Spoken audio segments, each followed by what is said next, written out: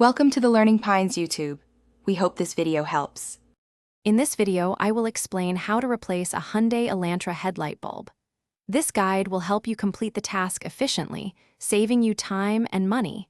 You will need a new headlight bulb, a Phillips head screwdriver, and some protective gloves. Having these items ready ensures a smooth and straightforward replacement process. Let's get started with the first step. Now, let's access the bulb. First, open your Hyundai Elantra's hood and identify the headlight assembly you need to work on. Next, locate the electrical connector attached to the back of the bulb. Gently press the release tab and pull the connector straight off. After that, you will find a circular dust cap. Twist it counterclockwise about 1/4 turn and remove it to expose the bulb. With the dust cap off, you will see a metal retaining spring holding the bulb. Gently push down on the spring and unclip it from its hook.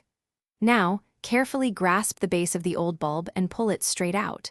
Take your new bulb, holding it only by its plastic base, and insert it firmly into the housing. Avoid touching the glass to prevent premature failure.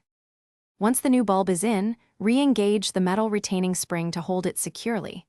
Then, replace the dust cap, twisting it clockwise until it is tight and sealed.